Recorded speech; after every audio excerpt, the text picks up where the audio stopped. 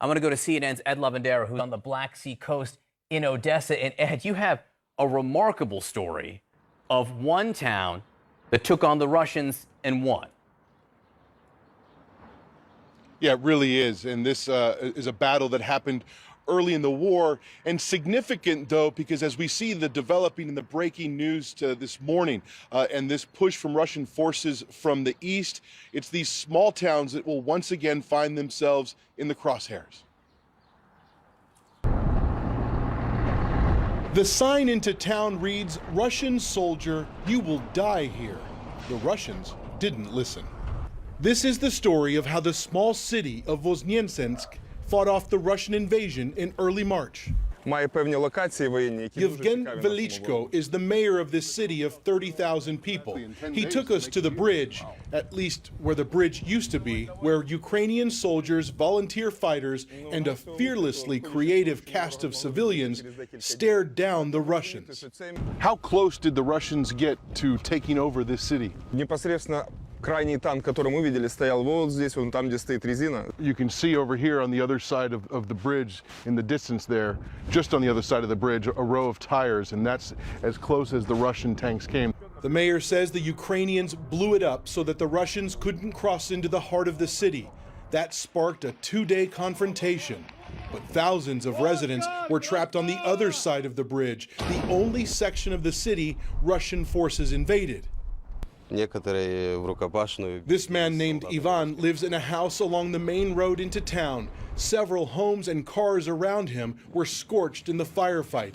He hid inside with his elderly mother as the Russian tanks swarmed his neighborhood. He describes how terrifying it was. Several homes blown up around him, constant barrage of gunfire. But he tells us he actually didn't see it. He had to hide inside his home, but just the sound of it was terrifying. Various cameras captured the images of the Russian military vehicles with the letter Z emblazoned on the side. The mayor says 3 columns of Russian soldiers moved into the city. One military official says the Russians invaded with at least 100 tanks and armored personnel carriers and as many as 500 soldiers. So this is Ghost. He's asked that we not use his full name, and he is the head of a reconnaissance unit here in this town that was instrumental in fighting back the Russians. And this was the spot. This was the spot where you fought the Russians. Это русский. He says he thinks that's a blood stain there. Wow. Танка, запчасть танка. The remnants of a Russian meal. То есть, когда был прорыв на мост, When they were advancing towards the bridge, thanks to the Ukrainian military forces, the Air Assault Brigade, the Territorial Defense and our Recon Squad, we fought them off. Here we showered them with artillery and we destroyed them. The Ukrainians blew up multiple bridges in the city to keep the Russians from moving into this town that sits at a strategic crossroads in southern Ukraine and kept Vladimir Putin's army from invading deeper into the country. In this spot, just on the edge of the city, multiple Russian tanks were taken out here. We're actually standing in the ashes of one of those tanks, and there were at least 2 Russian soldiers that were killed in this very spot. We are strong, our city is strong, our spirit is strong. When the enemy came, everyone rose up, from kids to the elderly. Hiding residents called in the locations of Russian soldiers. Others ran ammunition and supplies wherever it was needed. The Russians had more firepower, had more weapons than you guys had. They were powerful. They had tanks, they had APCs, a lot of wheeled vehicles. But we stronger, smarter and more tactical. Are you worried that they're going to come back for revenge after you guys embarrass them? No, it's them who should be afraid. They should know if they come here, they will remain here as Cargo 200. We already have refrigerators for their bodies and we can bring more. But the Russian soldiers weren't ready to face the grandmothers of Stepova Street.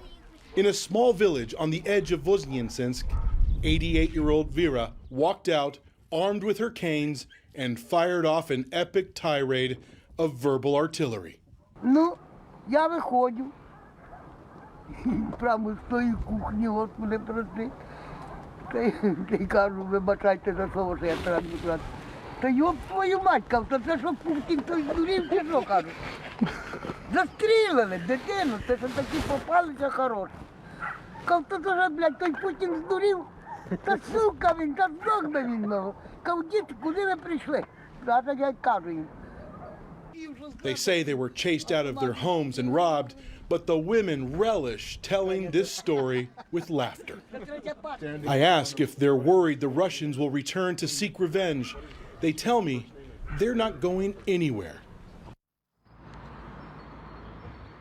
And even though the grandmothers of Stepova Street might be smiling, John and Brianna, I can tell you that inside the city there is a great deal of tension and suspicion that they will have to fight this battle again as Russian forces regroup in the east.